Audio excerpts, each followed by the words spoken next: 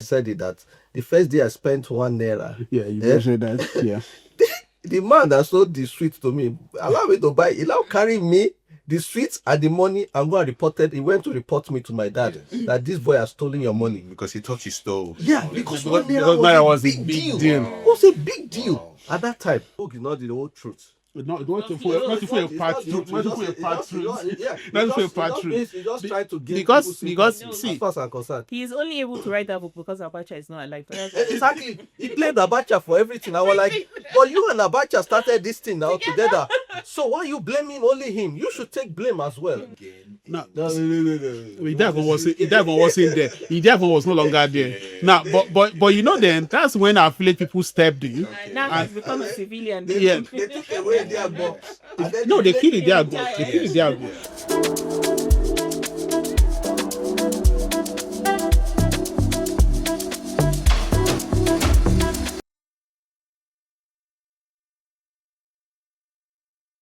Hello and welcome to today's podcast. We hope that you are all well. I am so excited with this topic.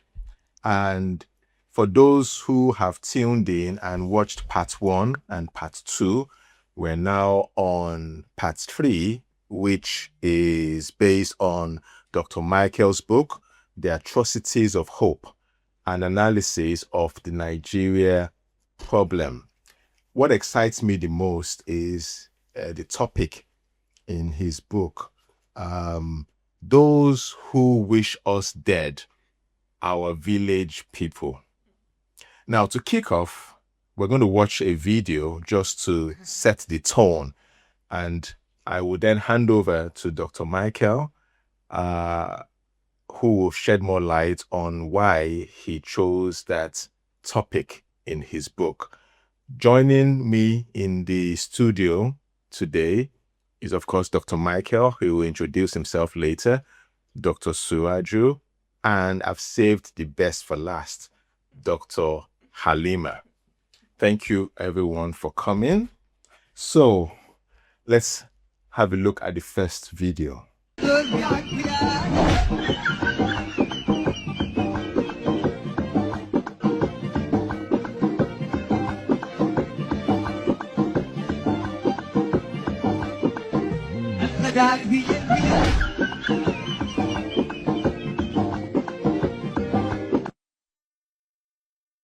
Have you seen this video before? I have. Yes. I've seen it before too. Next one, please. Watched thousands of these videos. I've never seen a single African jump off buildings. Why is that? We respect our village people. You might not understand because you are a foreigner. There is what we call village people over here in Africa, and it's their work to be jumping off roof to roof at midnight. Too, it's not our work. If they catch us doing their work, it's problem. We can copy every other content in this world, but how can you see a Nigerian, a black person, an African jumping from one cliff, one high tower to the other high tower? What if my uncle is waiting for me to jump it? Please, if the content I'm doing normally cannot give me views, hold the views. If the views determine me to jump from one top building to the other building, I don't want to be a content creator again. I want to be a baba. So I go there now. I should start running now. From one building, I will jump to the other building because I want views. What if the video did not go and I end up going before the video? I end up going to go and meet my maker, and the video did not even go to the audience I wanted to go to. Okay, don't say this kind of thing again, though. Africa will copy everything, but we don't copy life risk content. We go. I should go and jump from one beauty to the. You can never see us doing it. Never. Never. We have conscience. We think first. We think about advantage and disadvantages. You people, I don't know whether I get one bonus life somewhere. We don't have extra life. It's only this one that God gave us. If you misuse it, you are God. No more. Even if you reincarnate again to this world, you would not even know that it was you that was in your former life before. So please don't say this thing again. Thank you. Okay, Dr. Michael. Well, my name is Dr. Michael Olukayode. I don't like calling myself doctor. Just Michael Olukayode. I'm a psychiatrist and into so many other things. One of them is writing books, and this is my first book. I think we spoke about the other chapters in the last episode. Let me allow the other people to introduce themselves. Then I will start talking about why I picked that topic. Dr. Sube. Okay, yeah. My name is Suraju Adeyemo. I'm a psychiatrist as well. I don't like calling myself doctor, but anyway. And you're also a mentor. Yeah, I'm into mentorship of youths in yeah. Thank you. Good evening. I'm Dr. Halima Kure. I'm a senior lecturer in cybersecurity, a UN women speaker, Bet Ed Tech 10 winner as well. I'm a mentor, a lecturer, a mother. Yeah. So Thank that's you it. very much. So over to you, Dr. Michael. Why this topic? Is it a conspiracy theory? Is it? No, if you read that chapter, the first thing I said is conspiracy theory or not, and paranoia or not, that there's some things that happens to you as an individual, or you see something happening to somebody, and we agree that that person has the right to say, something's working against me, and they can start to call it village people, forces of nature working against them. For instance, the video we just watched now, this guy is trying to sing and the bird won't leave him be. So, I mean, how can you explain that? If this guy say, oh, my village people are after me, then you agree with me. I think your village people are really after you. Now, why that topic? Now, I think the previous chapter in the book, I spoke about the forces militating against the progress of Nigeria, and I called them vested interest groups. And I said the rich, powerful people who have actual and real vested interest, and then we have the masses who have emotional vested interest. Now, the big men, the one Jonathan rightly called them the cabal in those days, and you can call them whatever you like, the elite, the cabal, the mafia. They are there, they are benefiting from what is going on in the country, but then they tell you, the masses, that, oh yeah, that Yoruba guy is your problem, and then he is sitting with another Yoruba guy saying that, and they're laughing, they're clinking their bottle of wine and drinking at your expense, and the Yoruba masses and the Hausa masses are like, start fighting, and the big man, Hausa, Yoruba, Igbo, they're hiding somewhere just drinking, taking the tears of your sorrow, actually. So they have vested interest. The masses have vested interest, but one is useful, the other one is useless. Both of them are working together to hinder the progress of the country. Now, but those are not the two problems of Nigeria. Now, there are external forces that are working against us. You don't need any soothsayer or prophet to tell you, okay? And then those are the one I call our village people. The concept of village people is the new age name the youth gave to a long-standing problem. Now, it's an African thing. I don't think it's an African thing. It's human thing to try to seek explanation when things are going wrong. Even when they are going right, you want to know, why am I this lucky? Why am I this unlucky? So, it's a global thing to say witches and wizards and all that. Shaman, Abalis, Babalawo, whatever you call them, they are universal thing. Now, in this part of the world where we are now, they might not subscribe to it as they used to, but they do. They back then they used to bomb people at stake for being witches just because they could read or something like that, or you mix chemical together, then you're a witch. So it's not just an African thing, just to clarify that. But then we're still dealing with it in Nigeria. We say village people, some accidents, so village people, somebody died, village people, okay? Well, then they might be right. I'm not a pastor, so I'm not gonna say, oh yeah, you don't have spiritual problem. I'm a psychiatrist. In psychiatry, we also agree that spirituality might not be in the same sense where somebody might be using it. But the thing is, this word and the whole life itself is more complex than what we see. So, but it is not my field. My field is mental health and psychology. But I apply that name to describe our problem as a country. the global village people. And if you watch maybe Nollywood movies a lot, and somebody has a problem in their life, maybe business collapse, maybe their tanker collapse on the IC and stuff like that, and then they will go to the Abalis or the prophet, and the prophet will say, "Oh, look, see, it's your mom that is after your life," or something like that, or just look for somebody in your family as that's the cause of your problem. The same way, Nigeria problem, we have our mom as a country, we have relatives as country. Britain is our mom. I'm naming names. So Britain is our mom, and then we have US, which you could say could be our sister or our auntie, and then you have China, which they're like our siblings. That because we got independence around the same time. We have Russia, who's like a distant relative. All of them, they are our village people, and one way or the other, they are interfering. They successfully cripple what that country could be.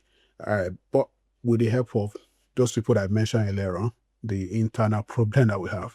Because like there's a saying in Yoruba, they say that if the world did not open, lizard cannot crawl in. So that's somebody say African proverbs are always very obtuse. But If the wall is not open, if the wall of your building, if it did not crack, it's not cracked. there's no way lizard will come through from outside. So is the same thing with our country. Those people are out there trying to manipulate the system to their own benefit, but we are allowing them to use us, some of us, to use us against our country. So the concept of village people is also the same thing with that in most of the Nigerian tribes that the Yorubas, which I'm part of, they believe that if somebody inside your home did not betray you, there's no way a power from outside will have influence upon your life. Even like talking about the free village people. So anyway, so that I won't be the only one talking. That's what led me to now name that village people. There's a movie by what's the name, Angelina Jolie, Those Who Wish Us Dead. So I just combined the two names together. So, but then you just they literally don't want us to prosper. But the question you ask is that why? Why? You might not get a satisfying answer to that, but the fact is that they're doing it not because they're wicked. The US is not doing what they're doing because they're wicked. They're doing it because they're looking for it after their own personal interest.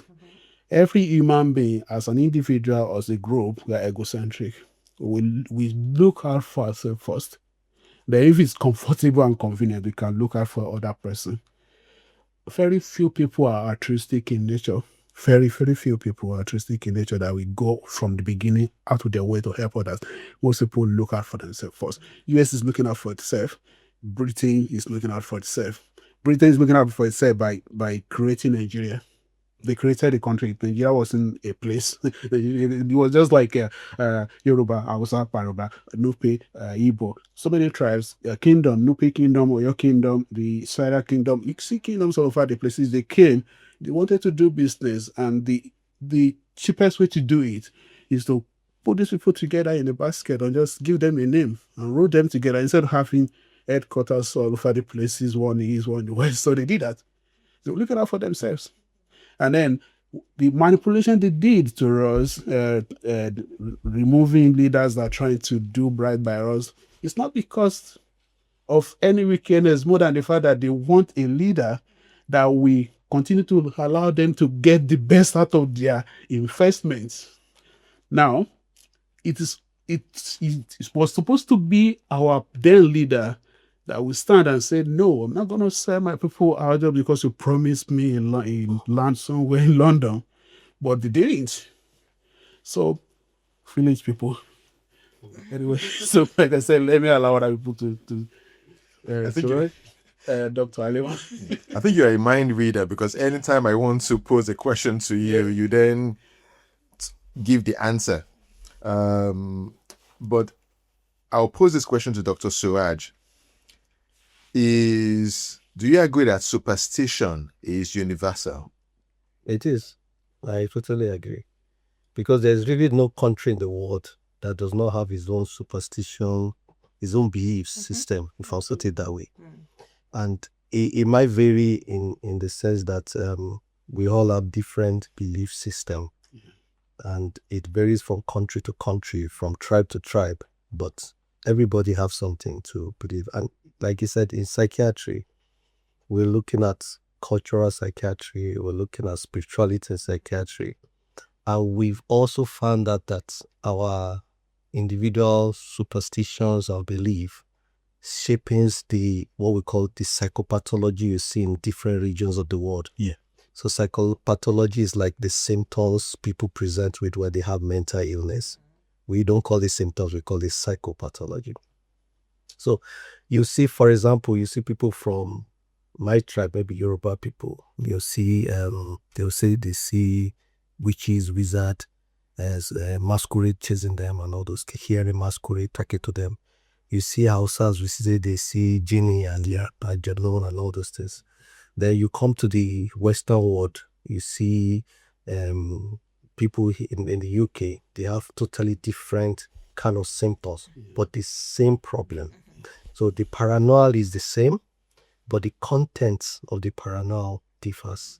So I think M15 is what we see here. MI5, MI6, Yeah. those are the things that we see here. They planted camera in my head, trying to stop camera in my head, and they tell you Russia is coming to invade the UK. So things that are more peculiar to people here is what you see in the symptoms. So yeah, I totally believe everybody, and I think our superstition, in as much as it seems bad, as actually reshaping us as individuals.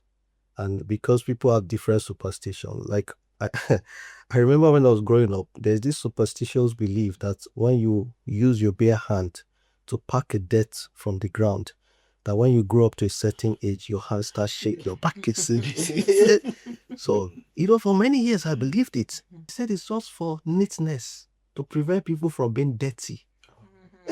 But if they just say don't pack dirt with your hand, people are not going to listen. So they put something there to scare people off. Yeah, like for many years I've believed this thing. Yeah, and so that's why I said, even as much as superstition sometimes might feel negative, but some of them have actually been called out to actually implement a positive act.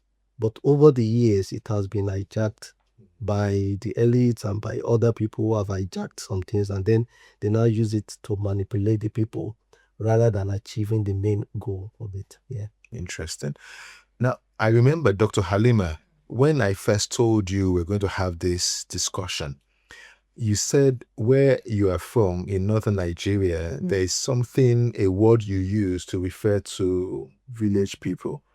I don't remember that word, but can you remind us? I think it's more about my religion, Islam, than the North. Yeah, because I think people misunderstood. They kind of mix the two. So when you say North, people just automatically say Islam, but it's not. We have Christians from the North. So I said an evil eye. So that's the word. In Islam, we have what we call the evil eye. So that evil eye is something that kind of, when you're trying to do something, like you're trying to build a business, in Islam, they advise you keep it to yourself and not say it until it's finally done. You can celebrate the success. You celebrate the success than telling people before it's successful, because we have what we call the evil eye. Someone can just naturally just be envious or jealous that you're succeeding, and then it just kind of, and just suddenly everything just starts crashing, So we have du'as, what we call prayers in Islam, to guard against evil eye, because it's real. I believe in it. So sometimes I try to hide. Even your kids, you'll tell you don't put them on social media. Be careful where you post about children, because we have what we call the evil eye. Someone can just look and say, I wish that was me, or something, just something evil or envious, or jealousy, and then all of a sudden the child is not performing well, the child doesn't want to do that thing again, for example, and then you say, okay, now that's evil eye, because it's there. I believe in it. So yeah, so it's more of an evil eye than yes. So it's than more village people. of being cautious. But just being cautious generally. But when we say village people, it's someone from your community. Back then, my understanding of village people, until I met Dr. Michael, who kind of expanded my knowledge about, oh, it could be countries against country. Like, yes, I'm like, oh, yeah, that's true. But initially, I thought, oh, village people is people from your community, from your ancestral village, people who know you, who know what you're doing, who know where you've come from, that those are the people that can actually do something harmful to you. How can, like you said, you can't do something harmful if you don't know. You need an insider to be able to harm someone from within. So I thought village people had to be with people. They're not necessarily your blood, but people who know you. People know, yeah. But I think it's more than that now with social media and all that. And like just to like add to what you just said about that bad eye, evil eye thing, which is similar to what they say in Yoruba, that they put high in your work, like, and then I agree with her that people have to hide what they're doing from others just to make sure that nobody put bad eye in you, which is, like I said, it as it applies to individuals, so it's the same with countries, to be honest with you. But is it fact or is it just superstition? See, this is I'm a psychiatrist, and then I don't pretend to know more than what I know, okay? But the fact is that the occurrence of bad luck happening to people, sometimes when you see the way it goes, you will agree that somebody cannot just be that unlucky. You get it? It could not just be coincidental that only you that bad things are happening to. So if that individual now say it's spiritual, I would say you have the right to call it whatever name you want to call it. It doesn't mean that I can't prescribe solution to your spiritual problem in a practical way. That this book, I said something like that. Even if there are evil people after you. No, I gave an instance in the book, and there was this guy, one of the doctors here in the UK. He oversped. The camera caught him, and they sent him a letter, and they said, and that was his first time, and I was scared. The doctors are always very careful in this country. He has become extremely careful. So he thought that could lead to a problem, and he raised it on a blog, doctor's blog, and we gave him advice. It's not a big deal. Just don't do it again. You did 3 years, so I won't get your access taken away. What he said on the page was that he said, "Help, my village people has finally gotten me." That's what he said. So we all laughed and we all gave him advice. And I wrote an article in response to him. I said, "Your village people." That was the first place I used that. I said, "Your village people." And I said, maybe true. Maybe the guy probably like from Delta State. So I said, maybe your village people actually, maybe they're after your life, but and they're in worry right now, just wishing you bad thing. But who was the one driving? So this is where personal responsibility comes in. So now in this country, most of the cars we are driving, they're not like the cars in Nigeria. Your car will warn you about the speed. It will blink to you, you're over the speed. Then some, when you get close to the camera, it will bleep different tone now that there's a speed camera ahead too. And then by the roadside, every pole, speed limit, speed limit, speed limit. So you, for whatever reason, you ignored all those signs until you triggered the camera, right? And you got the letter. And if the speed was high enough, they take him to court, right? They take his license to drive from him. And then, of course, as a doctor, if you don't drive anymore, you don't make as much money as you're making before. So in the real sense of it, it's village people as one. But if you want to be realistic about this, you can't blame anybody. You have to take responsibility of the fact that you ignore so many signs and you put yourself in that trouble, and the police are after you because you did wrong. So there are some instances that some things are totally like unexplainable, unavoidable, and they happen to you, and they don't happen to everybody. But there are some instances that you can actually explain why this happened. You can still decide to blame your village people. That's between you and them. But you have to come to yourself and be reflective about your own way of life. That had it been lack of consistency, indiscipline, reflect on what you have been doing and tell yourself the truth. Exactly. I'll tell you now, village people are not after anybody. They're busy with their lives. Exactly. That's what I said. So That's what I said. just blame yourself for your own bad decisions. That's what I say. I see your village people, they are there in worry, they are drinking palm wine with bushmeat, and you are helping them to destroy your life. Eh? Absolutely. So it's the same thing for Nigeria.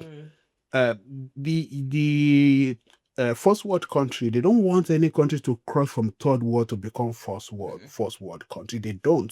They benefit from it being third world. They benefit from you just being there so that they can exploit it to the maximum. They can be in charge of the gold deposits you have in your country. Their petroleum company can be in charge of your every of your petroleum resources that you have. That's what gives them more money for their country. Most of this country don't have anything. US has a lot of natural resources, but they don't even exploit most of them. They just US is living based on petrodollar economy, like, and just paper. Paper. They made it in a way that paper effectively had more value than real gold, and people that hold the paper, they're now the ones in control of the gold because they manipulated the system. But where were our leaders? When they were doing these things, it was just a case of you just take this small thing and you don't forget about your people. They will be fine. And you'll be like, yes. If I don't agree with them, they will kill me or something like that. So you agree with them, you sell us out, and we're here now. But just taking it back to individuals, I will never argue with anybody that you don't have village people. I will never do that. I don't know that much to tell you that spirituality doesn't affect your life positively. I know people pray. I pray and been answered before. So I'm not going to say if they curse it won't answer, it won't be work. If you believe that prayer does work, then you have to believe that curses will work too. So that is it's just logical. Except you don't believe in prayer. If you are totally anti-prayer, anti-everything, then say whatever you like. I will say, yeah, that's your own belief. But I'm not going to say spirituality doesn't exist. And then this is what I used to say. I said, don't let anybody make you feel less by saying you are being superstitious. Almost everybody is superstitious. As long as you believe in a God or the God, you're superstitious. Because the word superstition is not just about the tiny, tiny God and gods. It's about the fact that you believe in a supernatural being.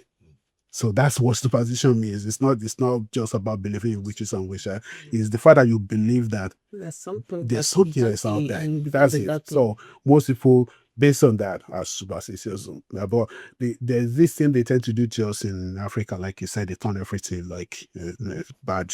The fact is that some of those things, like this is for the my kids will wear my shoes. And I'll be looking for it. My son, he's almost as tall as me. I'll be looking for it. And I remember when I was a kid, right? So this is the taboo in Yoruba land. You never wear your dad's cap. You never wear your dad's shoes. They will say your father will die. And then that's the most scary thing they could say to a child, that because you wear your dad's shoe, he's going to die. So you never waste your dad's shoes. But the fact is that your dad's shoe is always there, safe with this, so that your dad doesn't have to be looking for his slippers when he wants to go out. But now, because I'm not practicing that with my son is going to wear my slippers from here and drop it at the other side of the building. Now I'm looking for it. Right. Even if you tell him that, he will not believe. The kids, he wants. So he sounds smarter. They don't believe those things. The next question to ask you is how? What's the logic behind that? How and why? So because I was laying down flat on my stomach and my son kept crossing, and they tell you if you cross over, you have, I think you give birth to someone that looks like that person. For pregnant women, I'm not pregnant, but he kept crossing. I don't want another naughty boy. And I said to him, stop crossing me. I don't want another naughty boy. And he said to me, and he kept jumping. Why? Oh, you're gonna have more naughty boys. He kept doing it. So it's not gonna work anymore.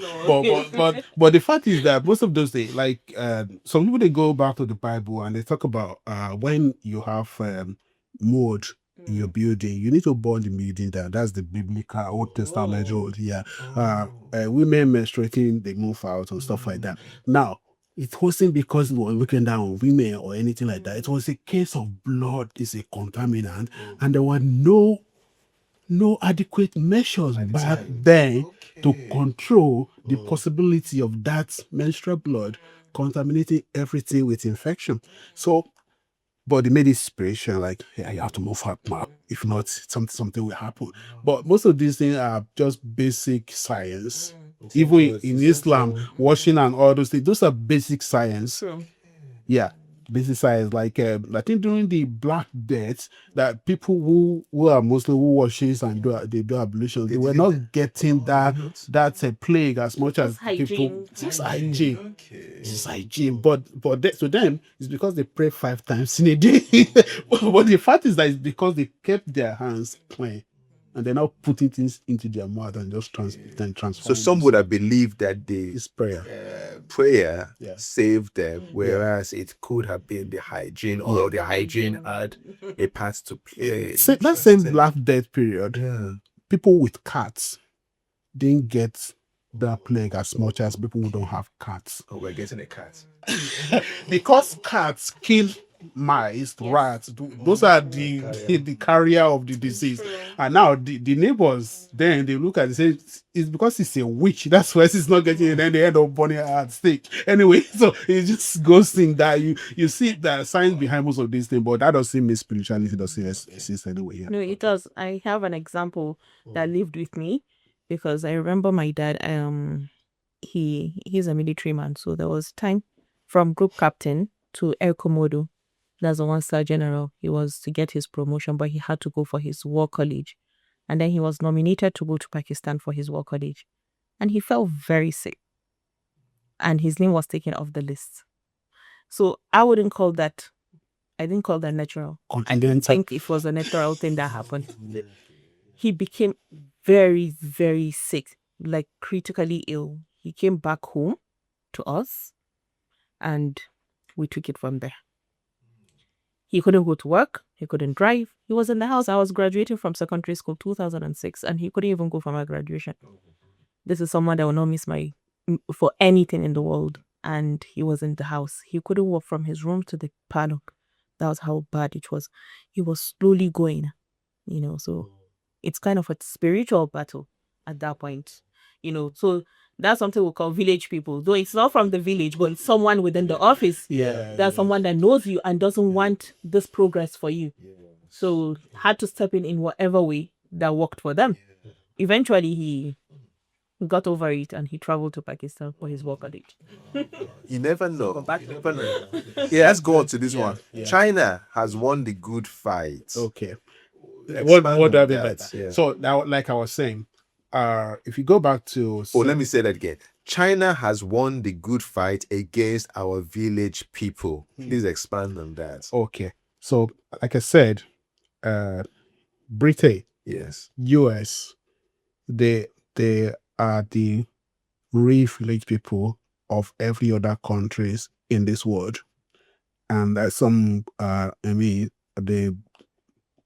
we can go back and check how many coups they first sponsored or even carried out in other countries to replace a leader who is trying to look out for his people with somebody ready to play a game with them.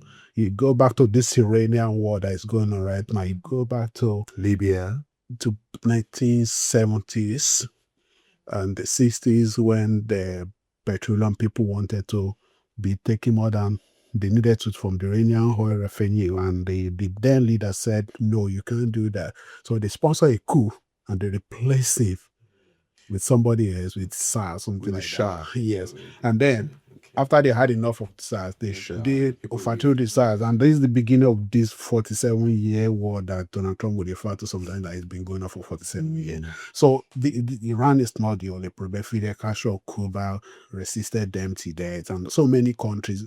Mostly they won in most part of Africa due to the peculiarity of our problem, like I listed in the book, the ability to get somebody to carry out the act for them. Thomas Sankara and all those people that were killed by people who were supposed to be their friends, you understand? This Ghanaian Kwame Nkrumah, the way it was manipulated out of the system. Now, China faced similar manipulation and machination from the West, but they stayed, they played the long game, send out people all over the world to go and study in America, UK. Maybe they stole some secrets and then they went back to China and they built their country. Now China is as good as US or you probably. I mean, I saw somebody trying to play UK against China, and the Chinese guy say you are not competing with. You can't come on what level will you compete with us? Which is the fact. On what level with a country with 60 million people compete with a country with 1 billion people? So now China has placed itself in a position right now that they cannot be bullied easily. But as at 50, 60 years ago, we were at the same place with China, Indonesia, Malaysia, and all of them. But because our own internal problem, our own internal village people are bought evil against the common interest of Nigeria. Nigeria is probably a little bit more backward than where it was, while China is now ahead of where they were. So that's why what I mean by China has won the good battle against our village people. I could remember when I was in medical school, I schooled in the north, I schooled in Sokoto. And we watching Sokoto, this man down for the yes. And then it'll be watching, he'll be discussing these things. And China is trying to intentionally devalue their money so that they can export it. And US was so angry, but there was nothing they could do to stop them. And like I said, China won because they had like not like there's no. I'm not saying there's no corrupt people in China. I'm not saying there's not somebody in China right now investing money. But the fact is that the people building are more than people pulling down, which is the reverse in Nigeria. The people pulling down in Nigeria, they are more than people building. There are good Nigerians all over the place, but it's just like people pulling down are more than people building. Or they got more power and influence. No, it's the it does it. You see that's an outcome. Okay. So you know, understand when this book. What I'm trying to do with this book is that sometimes we talk about a problem and we blame the symptoms for the problem. So that I mean, like let's say, like there was a case of discussion with another set of doctors, and they say poverty is the cause of corruption. I laugh at them. I think we discussed this during the last episode, right? And what I said to them is that no, corruption is the cause of poverty. It's not the other way around. You can't blame the fever of malaria for the parasite in the blood. You have to blame the parasite in the blood for every other thing that happens to you after that. It's because you have parasite in your blood. That's why your body is spiking temperature. That's why you're having a headache. That's why you're dying gradually. So just simple as that. So that power comes from the fact that the number of people willing to sacrifice Nigeria interest for their own personal interest, they are more than the people who are willing to sacrifice everything else for the common interest. So that's where you now see that they have power now. They didn't start with the power, they start with the number. And they build up the power because a corrupt person is going to be easily richer than somebody who is trying to do everything by the book. Yes. And with more money comes more power, more influence. And then everybody just gradually migrate towards one side of teaching Nigeria out of persistence. Because this is what we're doing right now. It's like balancing fulcrum right here. And then this side is getting too heavy for this other side to keep up with. So at the end of the day, this is going to fall off. It's not maybe doomsday prophecy. It's just logical conclusion of a system that is degrading itself every day.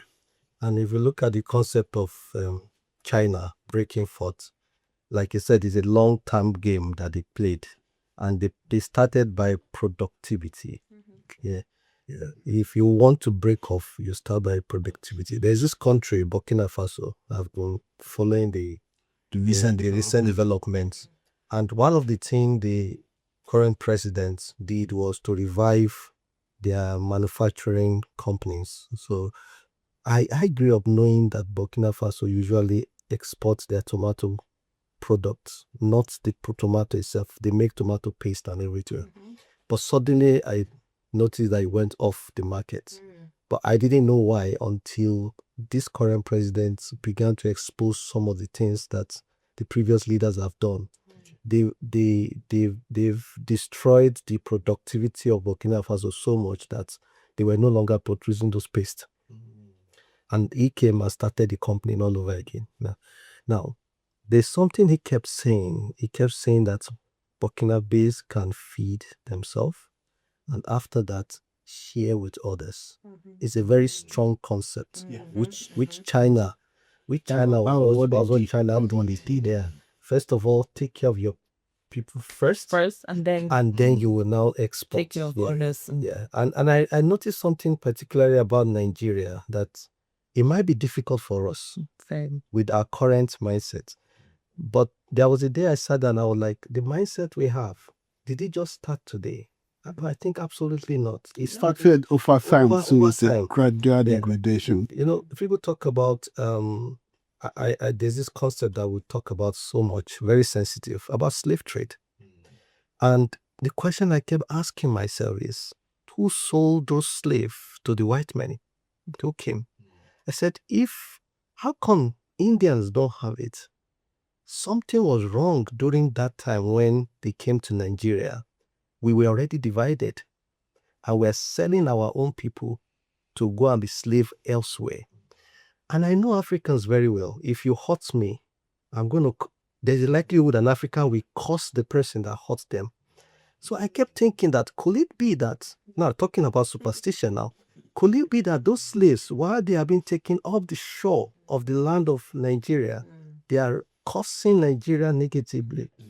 And some curses can actually generate for generations. Because sometimes I sit down like, is it that we're not thinking, or something is actually wrong? To be honest, I feel like we're cursed. I have to sit down. Because like, how? Because why are we still where we are? Do you know? We're not where we are. We're going back. Since I came to the UK, I've enjoyed gardening. But throughout my stay in Nigeria, I had a big compound, and I never thought of gardening at all. A lot bigger than what you've got now. Yeah. And I never thought of gardening. I felt like, what was wrong with my brain? I will have grown my own tomato. They say tomato is expensive in Nigeria. Pepper is expensive in Nigeria. I will have made your fruits. I will have grown everything. But suddenly, I just was no longer interested in this, and I was chasing a dream that just hanging in the air. And you will have fed yourself from your own home without even going to the market. True. So I kept looking at Nigeria specifically, and sometimes when I start thinking about my country, Nigeria, I'll think to a certain stage that I'll like, I think I need paracetamol or something. Because I just can't understand that a nation that is so blessed Extremely. is still that poor. But not to stop you, but just to say something about that. I agree. People can be cursed. Like I said, if you believe prayer works, then you will not be honest to say that cursing don't. It's not logical. You can't be on these two sides of an argument. You argue against yourself. So I know there's a possibility of curses working because prayer works, right? But the fact is this: Nigeria is not the only one with that problem, and Africa is not actually the only one with that problem. Any society where you have individuals who put their personal interests above the common interest, we have similar pattern of joining. No, I know what you're trying to say. So just to put that in, but because like if you go to Asian country, you pick some developed Asian country, but there are so many other Asian countries that are just like Nigeria, just going there. The thing is this. I said even if you have spiritual problem and you go to your pastor and the pastor say this is anointing oil, or then you go to the afar and the afar say this is a charm, just put it under your bed when you want to sleep or something like that. But then you still have to be practical with your life. True. That's why even the Bible says that prayer without work is Something like tie your camel in Islam. Like you don't just say, oh, leave the door open and say, oh, I'm not expecting thieves. Like you have to prepare. You have to kind of do the work. The author of your own. Exactly. So that's what I repeated this so many times here. I repeated this so I don't say I don't say I stop. But I repeated this so many times here saying, a man is the author of his destiny. Absolutely. A man is the author of his destiny. If you like it or not, the outcome of your life as a person, as a group, will be the approximate summation of your contribution and the things you lost along the way. The outcome of your life is the choices you made and the consequences of those choices. Absolutely. That's just life. Choices, consequences. It's as simple as that. So Yeah. So just to pick it up from there. yeah. So the consequences of I'm trying to base it more like Nigeria now. Yeah. The consequences of where we are. I mean, where we are at the moment is the consequences of steps that we have taken. Exactly. Yeah, but unfortunately, the steps we have taken have not changed. Exactly. And we're waiting for a different consequence. Asking for a different outcome. We're looking for a different outcome. Why do the Same same thing. thing? The same thing over and over again. Exactly. And sometimes I ask, okay, for example, now, there are a lot of projects going on in Nigeria. And I kept asking myself, how does this project lead to productivity? And they say, yeah, we spend billions on this, we spend billions on that. I said, look, we have lands in Nigeria that need cultivation. I've seen tractors in the UK. Some of them as big as my car. The tires are as big as my car. Massive. And I now finally realized, I don't know if I'm really right now, but I realized that it's not one farmer that owns one of the tractors. It's like the tractor can farm different people's land. If I have a land, I don't have any farm. Yes, I was watching that Jeremy Clarkson show, and yes, they still share. And I look at the local government in Nigeria with the massive amount of money the local government is earning in Nigeria. Local government don't even have one harvester. We don't have tractors that people can rent and use and then make their farm easier. But to top it up, we have insecurity now. Yeah, exactly.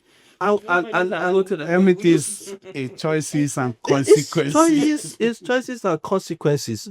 Yeah, even though we believe that our village people are there, but our village people can manipulate, but they need your consent to manipulate. They make it. So if they don't have your consent, consent. Your consent, they cannot manipulate you. Because the truth is that nobody has a right over you. Yeah, nobody has a right. You have the right over yourself. And it's amount of things you agreed on with the other person. It's just like when I was growing up, there's this thing that kept coming to my mind, that why is it that when somebody abuses me or say negative things to me, I get angry or I get offended, and for days I might not be able to sleep. Then I start thinking, I said, okay, if that person used this negative word to me, those were their own interpretation or their own idea about me. But should that determine my own idea about myself or my own decision about myself? So what I realize is I will only get hurt if you use negative word against me, if I accept those negative words. Okay. But if I don't accept those negative words, I will not get hurt. So that's why you see some people that are always bold, he's strong, he doesn't get offended. Yeah, because that person understands the concept. Yeah, the mindset of himself. Yeah. He understands the concept of his own self and doesn't get offended by what anybody does. Rather, he analyzes what people do and then interprets it based on his own decisions. Yeah. The same thing I realized with Nigeria, we've not come to understand the concept that we need to take care of ourselves. You can see a Yoruba man and a Hausa man working together. But the moment a Yoruba person comes in or a Hausa person comes in, you see the dichotomy. Immediately. I grew up all my life in Kaduna, but I'm not an indigenous of Kaduna. I couldn't get citizenship to reflect that I am from Kaduna. You're born and bred in Halima. So I didn't get that. So I kept asking myself, you're telling me to go back to Kure State. I don't even know anybody there. Exactly. This place is where my friends are. This is my home. This is, if I close my eyes, I can walk from one part of Kaduna to the other part. But I can't claim these Kaduna states because they said, oh, yeah, we know the indigenes of this country. Now, that concept alone is a misnomer.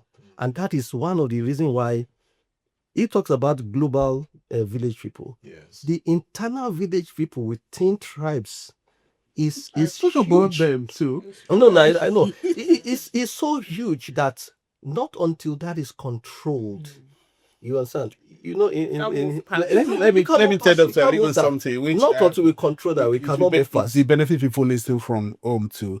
So there's a chapter in the book, and I talk about Nigerian as an orphan nation, and that's part of what we discussed the last time. Like a Nigerian, I mean, the concept of being a Nigerian is actually a non-existent one. An individual from Nigeria is more of their tribe and religion than of Nigeria, both by identity and both by even their utterances and what they decide to do. And an Hausa man is an Hausa man. A Yoruba man is a Yoruba man. An Igbo man is an Igbo man. And when you can go online and check, let's say a proud Igbo boy, proud Yoruba boy, and then an excellent Yoruba boy. Now, not an excellent Nigerian, not an excellent Nigerian. It's something that I've seen on social media. Sorry. For example, if someone does something amazing abroad here, they're saying that it's abroad, and then you say, oh, that's why he's a Yoruba guy. Exactly. You know, oh no, that's a Hausa man. So we identify by our tribes. When I was writing this book and I said that thing, and then two other people said similar thing. And I said, if not, I've sent my original scripts before I heard that. People will say I copied their thoughts. Now, Chimamanda, the author, she said that the only real identity I have is being an Igbo person.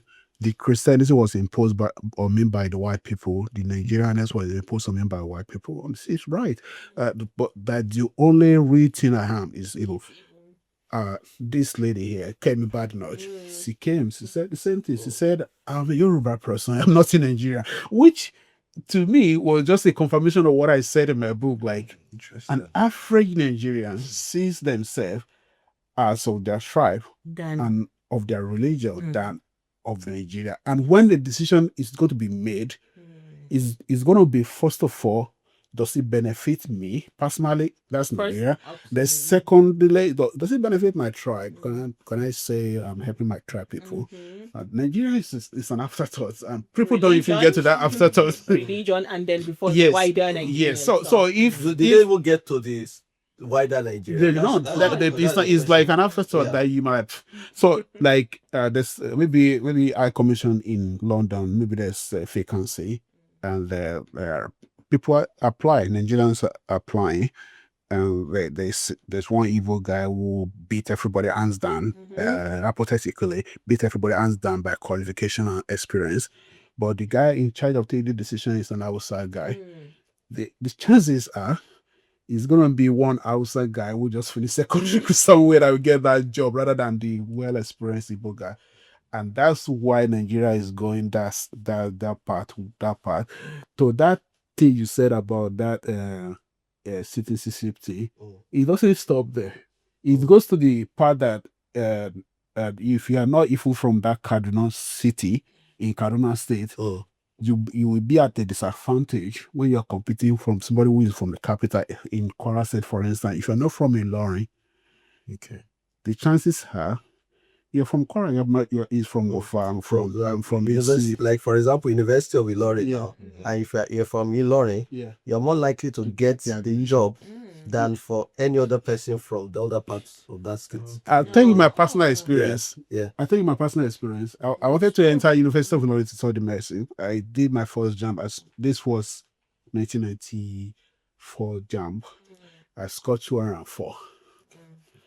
And that was high then. Now the kids are scoring 270, 280, now 360.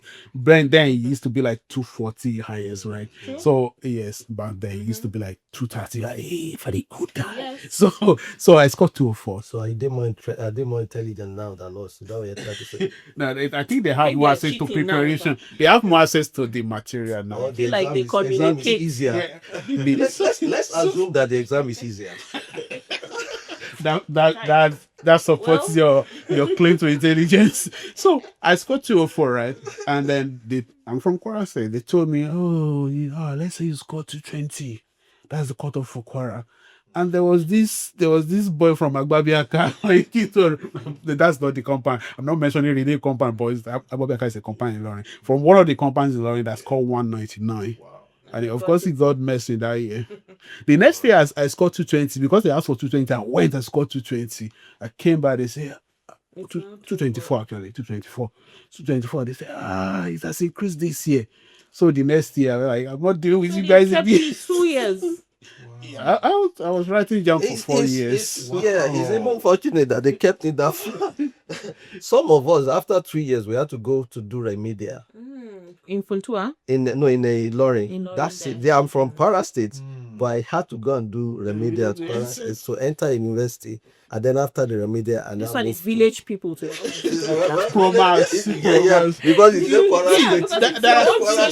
there are forces militating against you that doesn't want to get to where you want to get to. They are doing it. But now coming back to what we said about you being the author of your own destiny, right? Each time I write jam and they will offer me microbiology, these are good courses, so I don't have any problem with geology, biochemistry. But I wasn't trying to become a DR. Yes. The reason I wanted to become a medical doctor is because I knew that I wouldn't beg anybody for a job. Because look at it, if I was struggling that much to get admission into university, and I now graduated with maybe first class in geology or something like that, how much will I struggle to get a job? So, but I knew even way back when I was 13 years old that if I could become a medical doctor, the wars that happened, I start my own clinic. So that was the thought. And I was so adamant. Survivor. It was a survival move. Nothing more than that. Nothing heroic about that choice. It was just me trying to lift myself and some people around me out of poverty. But going back to that, your destiny, your hand being the one making your destiny. Yeah. I refused each time they offer me those courses. Yeah, and I wrote jam. And by the time I was going to enter medical school, I was 24. Before I entered medical school, I turned 25 2 months when I entered medical school. But I saw I was already grown. And I sat down and I said, okay, let me do just analytical approach to this next jam. So I pick all the university and I spread them on the table, throw away all the big ones that I was too much. Like, if I get out of here, you say get out of here, pause, just go. You will already know, get out. So I don't want you anymore. All right, okay. So I was left with just Maiduguri, Sokoto, Kano. The north is kind of easier in a way. Yes. The cutoff is not that. And they're more practical. They're going to tell you to your face. I'm coming to that. So now, I look at BUK. I have the information that BUK doesn't take anybody outside Jigawa and Kano State. So I'm like, okay, indigents. BUK, get out. So I'm just trying to tell you how you mold your own destiny with your hand. Just didn't take any student last year due to some crisis.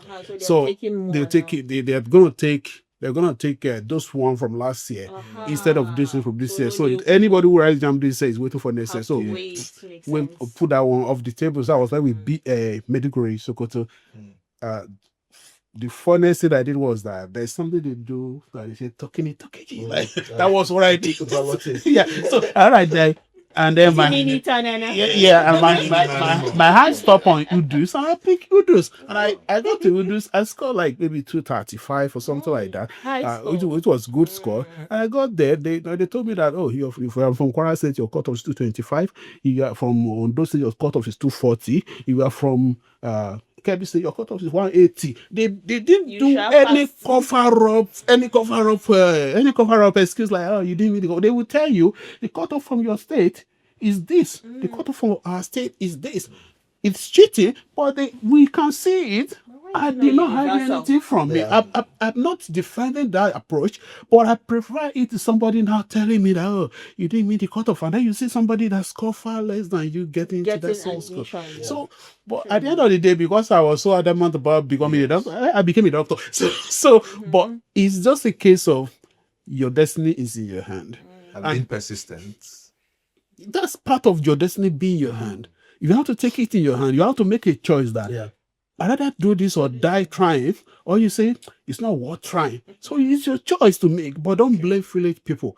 At the end of the day, it's between you and your destiny, and you believe in God, you and your God. Speak to So individuals. are you saying village people don't have parts to play? So, hard part. Anyway, because of time, we need to Wait, move on. So let No, they do. Let me say this. Let me say this. Let me say this. So that it won't be like I am not in any way saying village rulers they don't exist. But the fact is this: what I realize is this. I will bring it back to the Nigerian issue.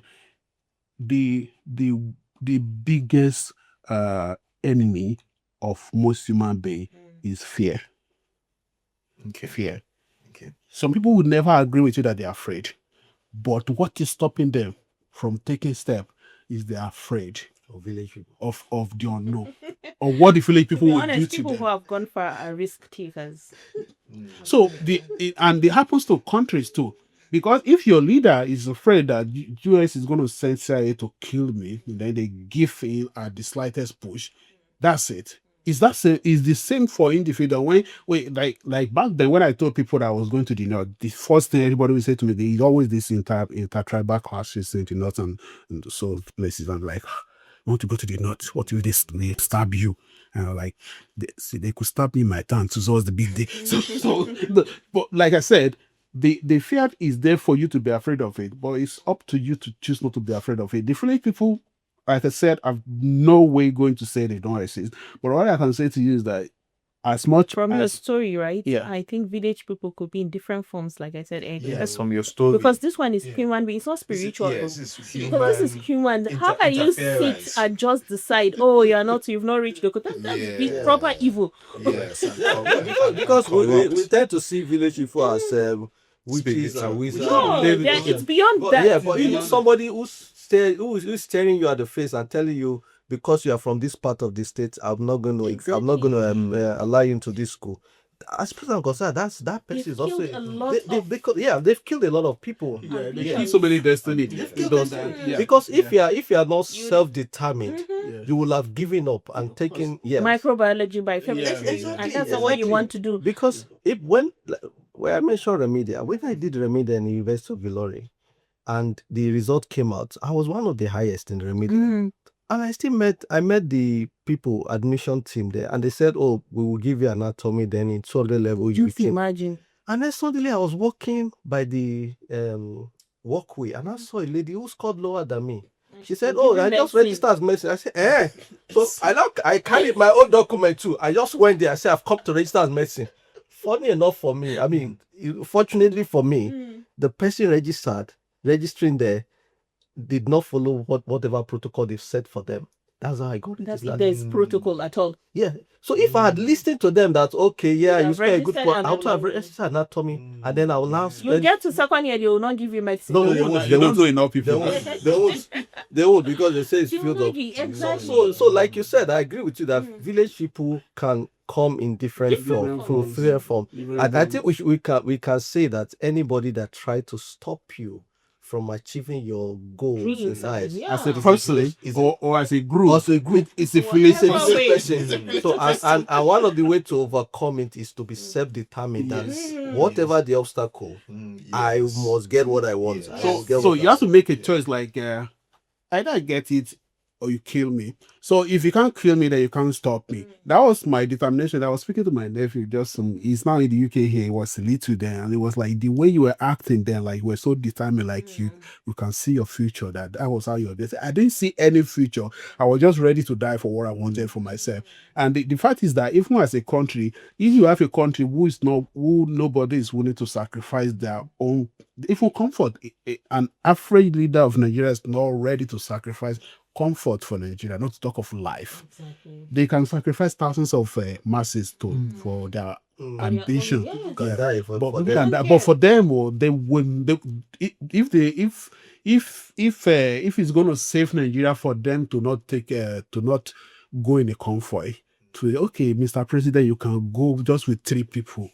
But if you leave these 1,000 people behind, it will save us a lot of money. Like, who cares about saving us money? Bring everybody. So people are not actually ready to inconvenience themselves for Nigeria, not to talk of sacrifice anything for Nigeria. And when you have that kind of situation, man, the village people are not the problem. We are the problem. Thank you for that. Because of time, I want to quickly ask, have you heard of locus of control?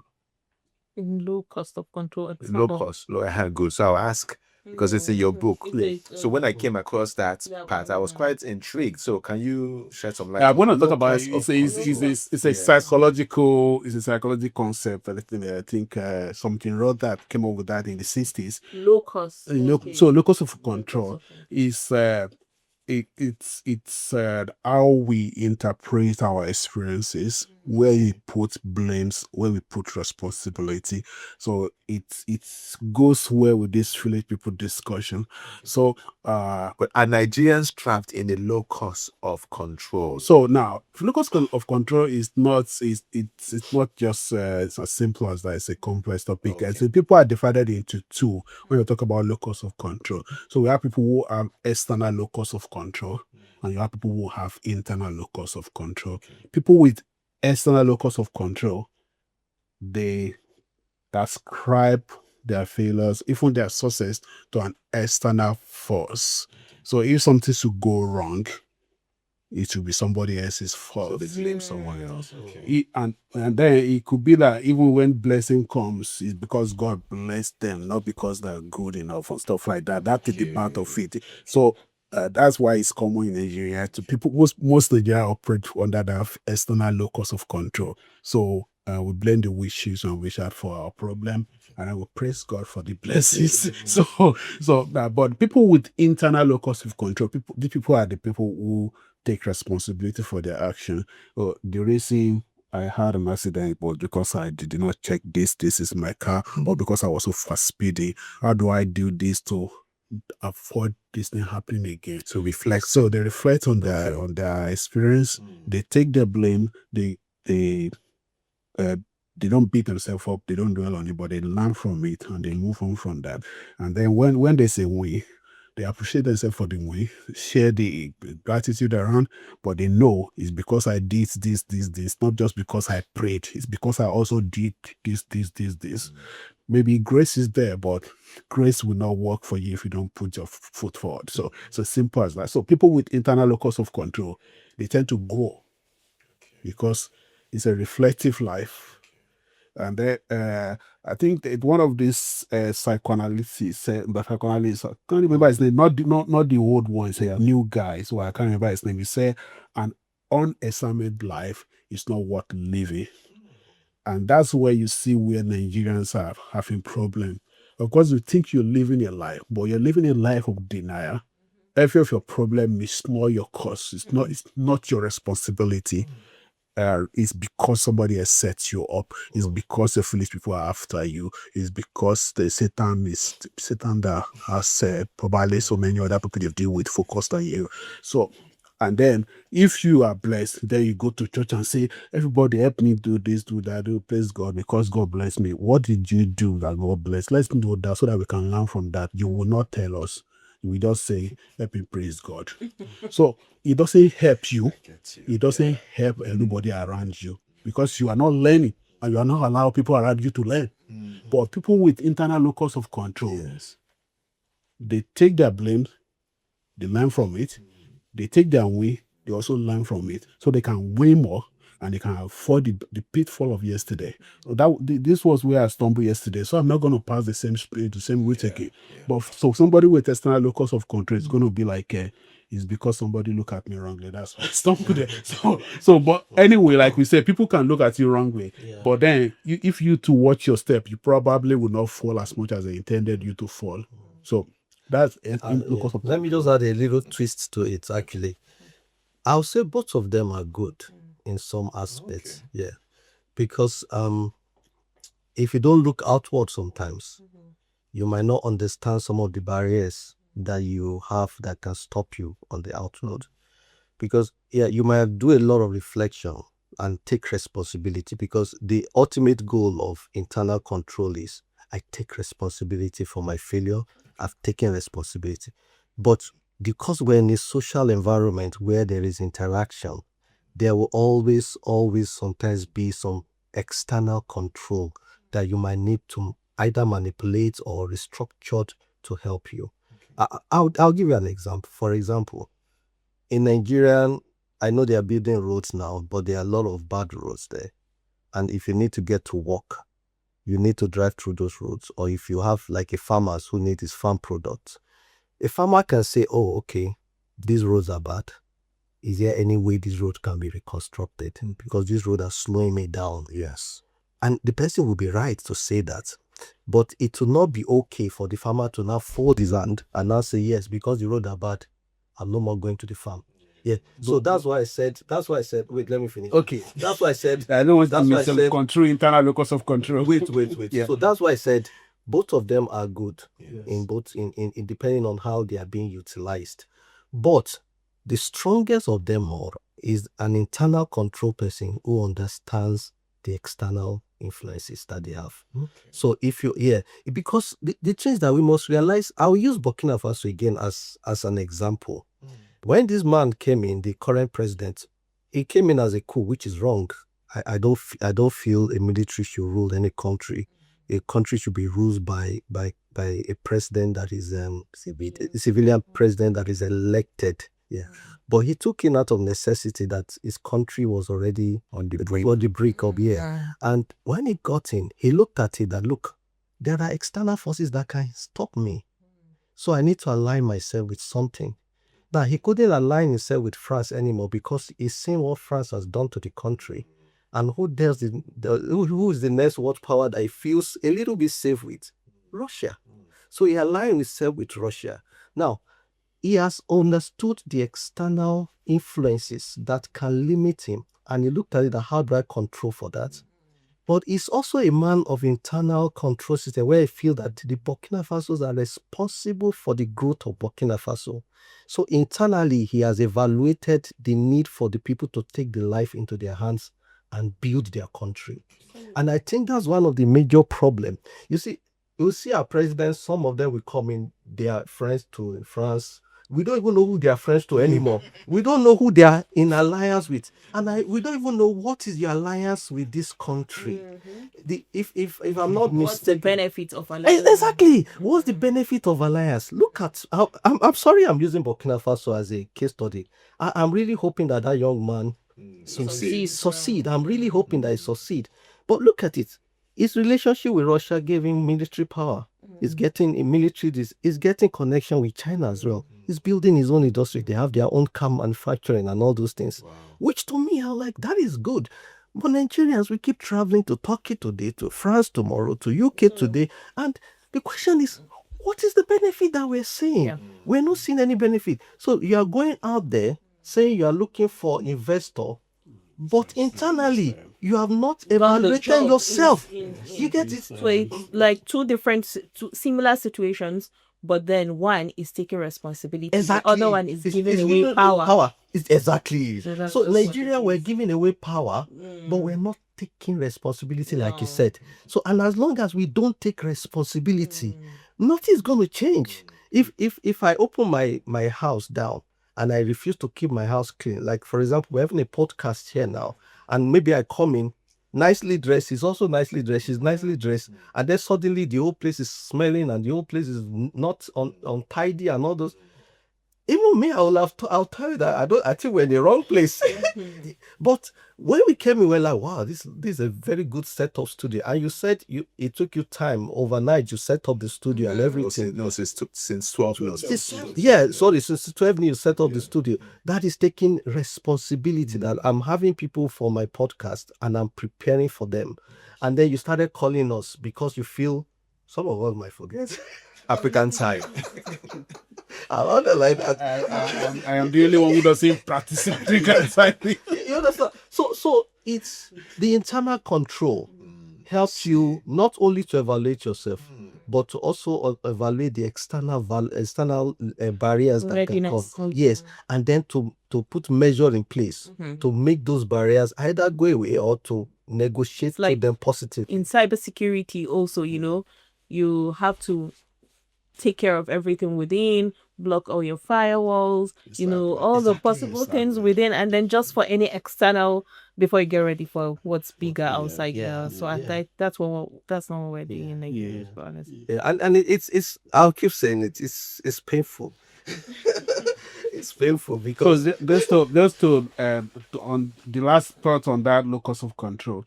Now, you can't really say one is bad and good. I'm not going to do that, but I will tell you, like you said, one is more productive than the other one, and so I don't want anybody to feel bad because they put their locus outside.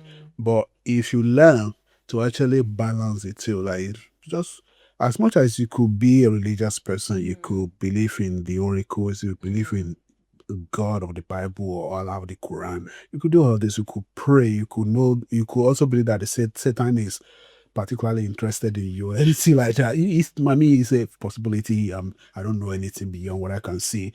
But the point is this: as long as you hold yourself, even if you fail, you will at least know that you failed trying. Not because we're not prepared enough, not because you were expecting manna from heaven and it didn't fall, but because the forces against you are stronger than you. It could happen. But the forces against Nigeria football team was stronger than us. Nigeria Congo was stronger than us. That's why we didn't qualify for World Cup. Seems like I said, but so like in that case, The police said we did not do our best. We did not do our best in that match. Played the way we played during AFCON, I think we would have We would have qualified exactly. So we didn't do our best. So if we had done our best, right? If we had done our best, and then they came and still won us that way, we know that at least we did our best. But just like Arsenal and Man City, isn't it? yes, Yeah. exactly. Arsenal did their best, but Man City. To all Man City fans. So Arsenal now fans. it's very important to just know that most of your life choices will determine your eventual life outcome, and that's just the basis. But let me the example you gave about writing jam several times, someone could give up, and I don't blame them. I wouldn't blame them for giving up because that the forces were just too much. In writing jam 4 times, I wouldn't have done that. I wrote jam once. She went to school. No. I went to University of Abuja. They were not looking for 230. She's a military daughter, and I mean, no, see, I'm sure she might have. Your village people is smaller. Village people, because the year I wanted to read accounting in AB, the department was not accredited, so I had to go and buy jam this thing to change of institution to University of Abuja. For me, even my village people were there that year. So, but yeah, I wouldn't have, No, I totally agree with you that it's not everybody.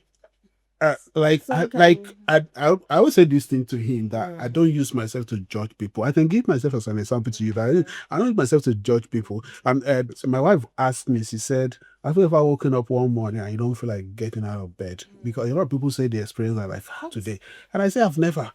But I know that's because I am me. I mean, I know where I'm coming from. I almost didn't call for the podcast because I was like so tired.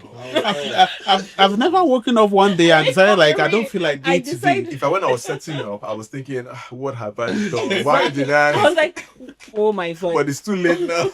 And that, yeah.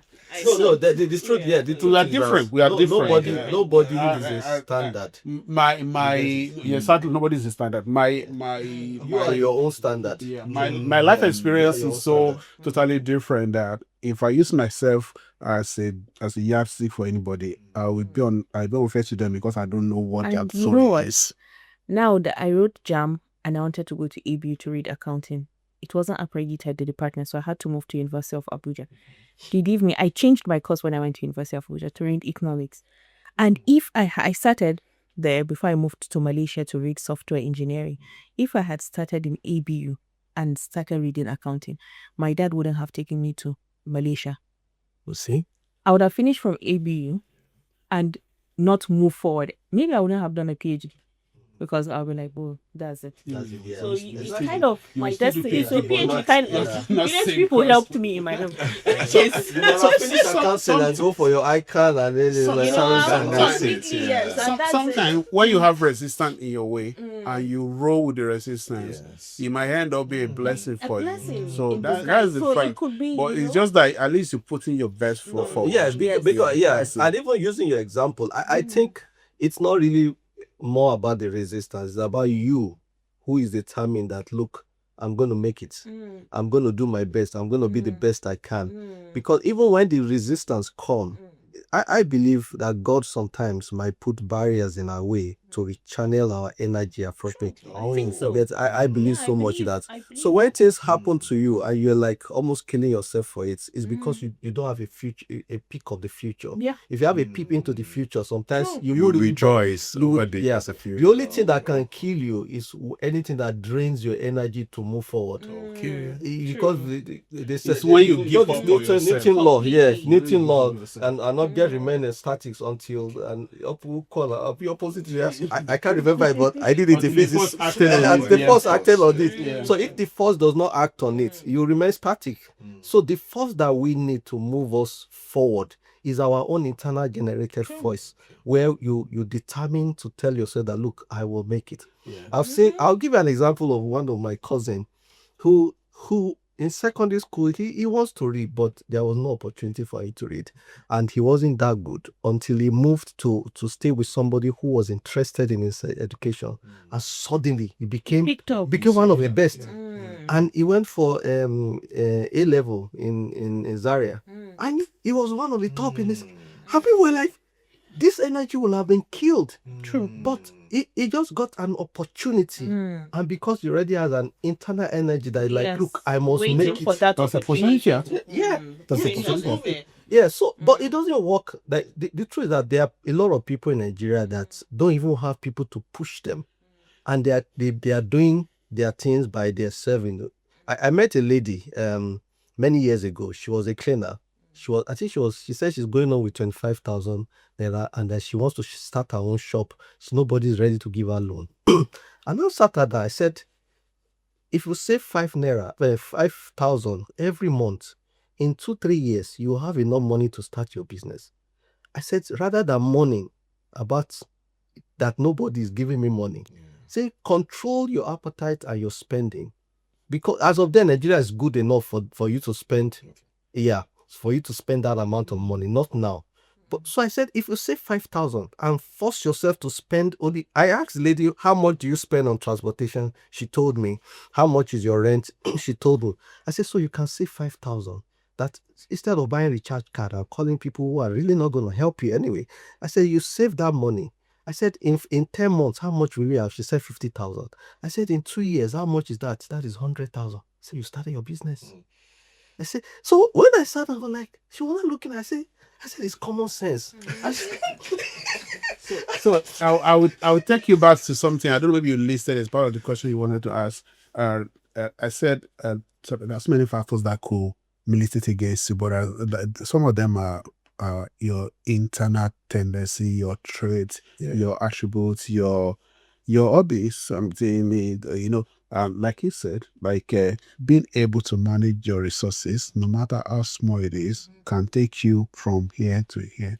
And there's something called delayed gratification. You probably know what that is. So, ability to delay gratification will take you from somebody who has 0 in their account to become a millionaire if you are lucky. Because if every of your mates, they are buying iPhone, but you know that I have the money for the iPhone, but why can't I put that into this? Why did they use iPhone as Yeah, I'm just gonna, because that's what all the kids of nowadays are No, crazy about. Are you sure you're not my village people? You can actually decide to buy the iPhone and start content. If you have skills for that, right? Dr. Michael, go. If you have skills for that, right, Halima, if you have skills for current content creation, you can as well use that as a point of investment, leverage. yeah. But if that's not your because content creation is a lot, man. It takes you to be creative first, and then it takes to be committed to whatever you're doing for the next 2 years. Something And no- unique. nobody might actually watch you for the first 1 year, and one's then watching and then the comment 2 years later you might have 1 million, 2 million followers. Just waiting for But you to be consistent. your ability to be committed and persistent for that first 1 year is very important. I'm coming to that too. So ability to delay gratification and don't wear boogie shoes just because everybody is wearing it. Yeah, you could invest that in something else. Save it. Save that money and then start the business like he advised that lady. Commitment is another of human attribute that tend to take people out of whatever the situation the nature put them. Naturally, maybe you're born naturally poor. That's not your fault, but it will be your fault to remain poor. it's your fault to remain poor. Yeah. So you could just be committed to this is content creation that I want to do, and I will do it until they start watching me, and you can do it and they start watching you truly. But all these are things that we tend, as a nation, we don't have it. As a nation, Nigeria, we don't commit. Creativity is a problem for us. I said creativity earlier on is a problem for us, and I said that's actually I said it like in Nigeria, it's more likely for somebody to get money, retirement money, something like that, and the nice come to you, Mr. Koya, what business do you think is running now? No creativity. Yeah. Just asking people what business is running now. You say, it's pure water business that is running now. It's like, and then they just jump into that pure water business. They will not assess how many people would make it pure water, how many people need pure water, and then they will say the business collapse. Why won't the business collapse? You're not going to collapse your own business alone. You're going to collapse other people's business because all of you enter into the same business at the same time. That's a Nigerian problem. It's one of these tiny problems that we have that are not the big one, but there's everybody joining APC now in Nigeria. It's the same thing. It's the lack of creativity to just say, why can't we all just hold on Create our own party. yes, and fight Bring against all the these people youths and together. break their Let's- dominance. Yeah. And I think, like you said, also people are actually selfish. Very In the selfish sense that and I they want lack to win- creativity. I want to at win all by all costs. costs. At all So costs. it's not really about the Nigerian people. No, Of come course. on. Nobody Of cares course. about I want to Nigeria. win. Yes. Because I asked myself, I said, if you are a governor and you've governed for 4 years and you cannot achieve anything, what are you coming back to do?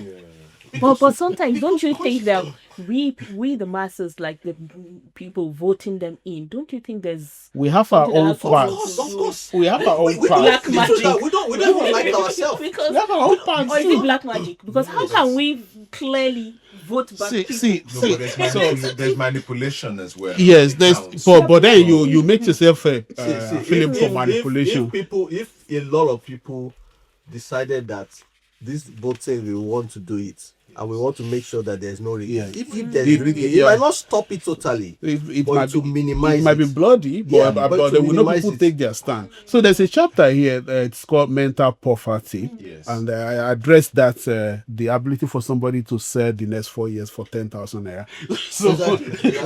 So it takes you to be mentally poor for you to just think of the next meal alone. And that's the problem. Like the Esau in Bible that sold his birthright to his brother because of a pot of porridge, right? It's the problem of not being able to see past Certain, you're already suffering. hunger is 3,000 naira, 30,000. We don't change the change suffering. that for you. But people will still take the money You understand? and still vote out of their conscience. take the money itself and go and vote the right person. It's simple. True. That's where the And then creativity, another thing, lack of creativity comes in. Another thing, just to be balanced. Another thing is, I used to ask myself, even if they vote for these so-called new people, will they do Anything different, right? Because look at it. When AD, I think it was AD then, or was it AC that sprang up during Obasanjo time, and people and a lot of Western states voted them up without even them spending a lot of money. Of course, Alliance for Democracy. LAD. So they AD. voted them in, and we were expecting that these people got in at the platter of gold. Yes, It was only Lagos that survived. The other people, Everybody messed up. the other people messed. I remember. They squandered the states. They looted the states, and they didn't do anything productive for the state. So it was easy for PDP to take over. The next one. And I kept asking myself, I said, but these people, we thought they were going to do something. They- People went But out that's in what mass. happened also. PDP came, we were all tired of PDP, we all went APC. APC. Now we are. Now we're running to ADC. What is the so the fear is my very deep fear rather is, even if you vote these so-called new people, do they really have the forward mentality to drive the country into productivity? So now that's the manipulation he's talking about. And that's what you're talking about, like win creativity.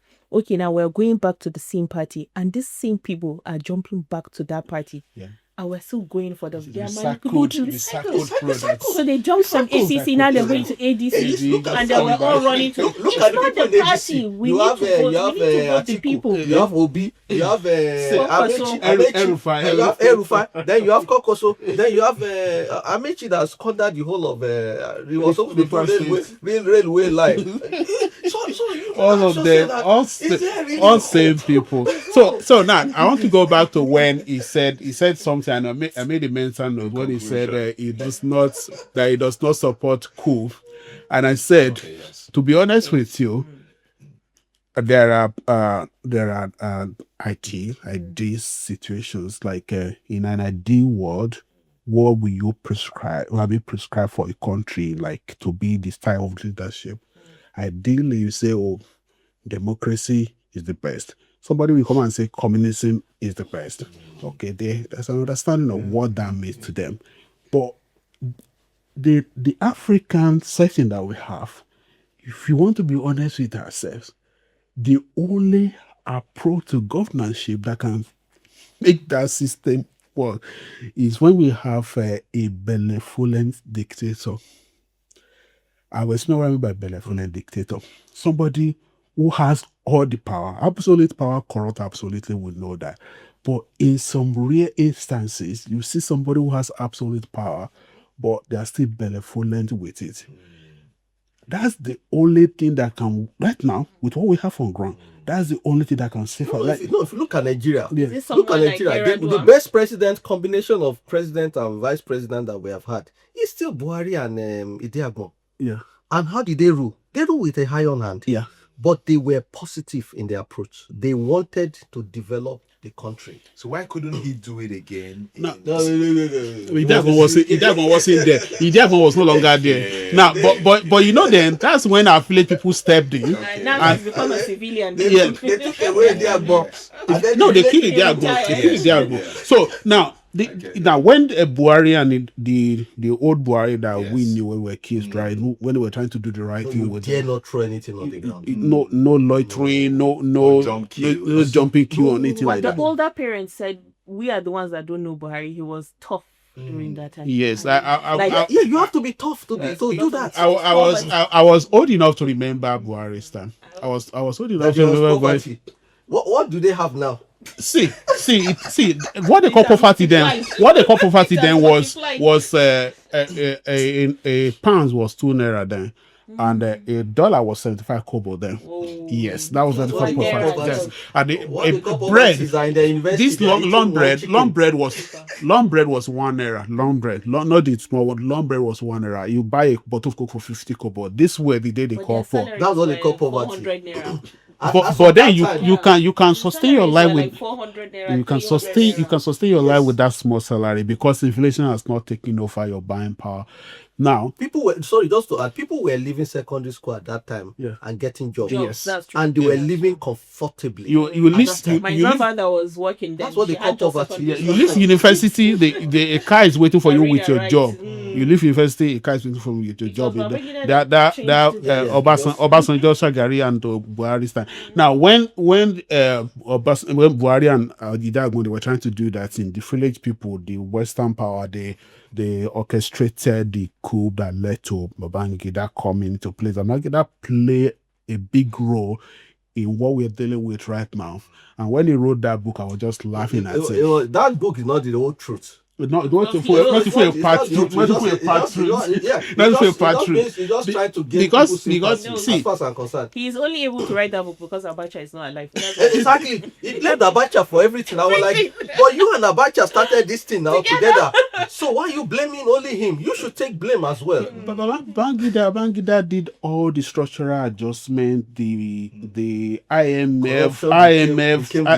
IMF just took over the economy of our country. And I mentioned IMF in this chapter. I said the IMF of this world, the UN, or whatever they choose to call themselves by, those are the machines our village people used against us. When you are doing so fine and you just get yourself in trouble with some debt, IMF will come and give you some map. We do it like this way. We allocate your debt and we do this, but you have to set that to BP, set this to Exxon Coin, and then before you open your eyes, everything is gone. And that was it. IMF. They collapsed Naira became nothing. Salary remained the same, but Naira became nothing. Is it happening now? Yeah. When was the last time they changed? Okay, they changed the salary recently to 100 and something as basic. Yeah. And I asked myself, when the crate of egg is how much? So I mean, like, so the money, the value of the money people are going on with every month doesn't make sense anymore. It doesn't. Like, was it the last podcast that I said it that the first day I spent 1 naira? Yeah, you mentioned that. Yeah. The man that sold the sweets to me, allow me to buy, he now carry me the sweets and the money and go and reported. He went to report me to my dad that this boy has stolen your money. Because he thought you stole. Yeah, because 1 naira was a big deal. It was a big deal at that time. But we don't even have the coins anymore. No coins anymore. So this generation, I've never seen Nigerian coins. I was telling my son, was it yesterday about coins? And he's like, he looked at me, you spent coins, but we had coins. You're like, you're an ancient special. He thinks from the slave trade. Oh, thank you very much. Time. Yeah, time is against us. Time was always the enemy. Discussion. This and just to conclude, I like how you finished up that section, that chapter. Yes. If we find reasons to unite and have a unity of purpose, we can do away with our self-centeredness and opportunistic tendencies. If we can stop putting our individual needs ahead of the common needs, then nothing will be able to stand in our way. Very true. Yeah. I think it's a level that I'm praying and hoping that we'll get to. And I believe we can get there, where every Nigerian matters. And it's not just about equally. Where I can walk into a place where there's an opportunity and I can be given an opportunity because I'm a Nigerian. It's also where I come from. Because you come here. So I believe we can get there. It might take time. We have everything, even more. Yeah. By the way, are we allowed back into UAE? There was a time Nigerians were. We need visa. I was there. I was there for a conference. I was denied 3 times, but I got it the 4th time because I had to change from Etihad to Emirates. My ticket. Somehow I don't know what that means for them, but I had to get Emirates ticket, and then they were able to get me the visa for 3 days. 3 days. Should I do that? So we're so ridiculous. What about the one now? And let me tell you another thing now. So people who go to Saudi for Umrah, so if you have a UK visa and you visit the UK once, you're able to take that visa to enter Saudi Arabia. Okay. So now they'll stamp a 1-year visa for you. And Nigerians decided to Bastardize that. That's my people. So he will, because there's something they call a family visa. So if, for example, I have a visa, you are all my brothers, you can come on my visa and go into Saudi. Now, he got a UK visa, came to the UK, decided to be marrying multiple, like, not fake marriage. He'll go and bring a lot of women from Nigeria, like 4 white women, and say, oh, they're all his wives. He'll let them in, and then he'll go back, get more, because each one was paying him like ₦1 million. And now they realize and stop that. You see how we put ourselves. We So always let's jeopardize our own opportunity. And then I'm thinking, when do we ever think about every other person and not ourselves? It couldn't have been his fault. There must be someone in the village. So let me No, say that's some- not let village me say something similar to He's what. our own village. people. Yeah, that's one of our village people. So like, He's actually our village people. I think it was Basket Man that let this cat out of the bag. That Basket Man, Basket Man, the comedian. He's a Nigerian comedian, very popular guy. I was talking about Netflix pulling out of Nigeria. And Netflix pays good money for content, right? Netflix is willing to pay you good money as long as you give them good quality product. But our Nigerian brothers and sisters, not all of them apparently, they will take this money, brand millions of dollars, and then they will shoot the movie for something like $250,000, and then Netflix realized that, and Netflix said, "Okay, we'll be paying the professionals ourselves. Like, get the light man, quality light man, will pay him his money. We get the sound man, will pay his money." Our brothers didn't stop.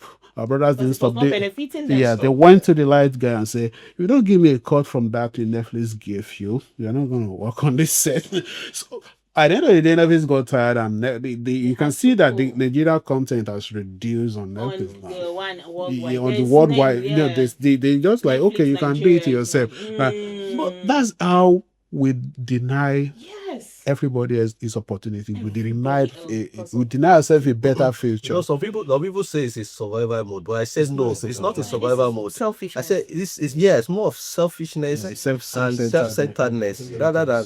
So you jeopardize not You're only not your hungry. life, You're but not the life hungry. of others. You're not hungry anymore. So even when you're hungry, yeah, like I say in this book, if you're hungry and you still just enough to feed yourself and your family for that day, people will probably understand you, and they will not say you are a thief to that extent. But when you now you stayed for the next 10 years, your house is full of food. You want to keep that generational wealth. Yeah, and you take it from everybody else just because I may go hungry in 10 years. Someone time. recently, That's the problem. There is this place, FIRS, you see a lot of people in the, like all those big people's children, they are not working.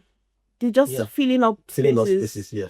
And that's it. So the Nigeria case is complex. It's a lot. Very, very You must complex. start thinking, where do we Where start do we from? start from? And that's why when he was talking about a benevolent dictator, I think I seems to agree with that person. As long as the dictator has the positive mind for itself, because it's as if our people just need somebody to put them in check to hold their neck, like literally hold their neck, like just like they say in Nigeria that is holding my neck. We need somebody to hold our neck before we do the right thing. Look at recently. I think it was a few months ago when I was. They said they gave some money. FIFA gave some money to countries in Africa to build stadium, and when we saw the stadium they built in Nigeria, I was like, seriously. I heard they spent over 1 billion. It's more in billions anyway for an app that allows you to book train tickets. I couldn't believe it. Imagine. Yeah, that's what they do in that's- Nigeria. App that my son will write the code for.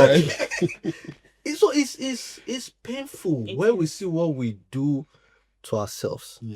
And it boils down to the fact that there is no internal reflection. And we've not come to a state where we all sit down and say, what is even wrong with us? Exactly. Why are we like this? It's not as that. You is see it? those ask people that question. changing daily. Yes. Someone who has good intention then eventually changes. It's it's like a game of if you can, Everybody keeps That's what giving they're up. saying. Everybody keeps giving up because it's like I said, it's easier for you to make it if you are corrupt. It's easier for you to survive in Nigeria if you are corrupt. If you are not corrupt, you will have to find your way out of that situation. Anyway, We'll keep praying for Nigeria. It's that Nigeria. I'm not gonna pray for Nigeria. I will not stop. It's praying not for because I Nigeria. don't love Nigeria, but because You don't want to waste that. my- You don't want to my- waste that That's time. you two are being selfish. Why It's don't you not- want to pray for Nigeria? see, this is what I do for prayer is Nigeria. not practical. Yeah, prayer is not No, practical. it's not practical. This is more. But at This is least more you are- practical. You are still remembering your people. If anybody who Prayer. read this book, I it's believe- likely I going to believe prayer. benefit from. Feel for those that don't Yeah, have. if you read this book, you are likely going to benefit more than pray, because You do both. You know, I will not agree with that. and anyway, You do both. on the book, Because you need to understand yeah, what's on going on the book, with the book, Nigeria. Read the book, Yes. but pray. let me Pray tell for let Nigeria. me- let me tell you No, where no, we I get will the agree with you. Let me tell them where they will see the This book. one. So you can get this book on Amazon. It's on Amazon. If you are in America, if you go to Walmart, you get in Walmart. It's some of these online stores. So it's all over the world. Links will be in the description. Yeah. You put it in the description too. Yeah, that's good. That's good. He has like a soft copy that we buy off on. I've not put that online. I think we were discussing that. I think I need to work on putting a EPUB. E-version. So we can download the soft copy. Yeah. What's You have to pay for it. for You the- have to pay for for the- it. It doesn't matter. As long as I download the soft copy, you know what can I happen. love reading. You'll hard be copies. sharing it. So that's on you. That's part of Oh it. my You can gosh. put it on this place, like all these audiobook and the rest. Yeah, At least for a audio book, start. audio book is Until you make your money back. very costly. You make your money back. Investment. Yeah. He's a village man. To think about, I'm just to thinking think about about my village. downloading and then distributing your. No, yes, I have to think about my village people. So that Remember those times where we had CDs and tapes, and an artist would publish it, and then always sold in our market. Pirate. You're pirating. a problem. Piracy. Yeah. It's a lot too. It's a lot. It's a lot. You look at every sector in Nigeria.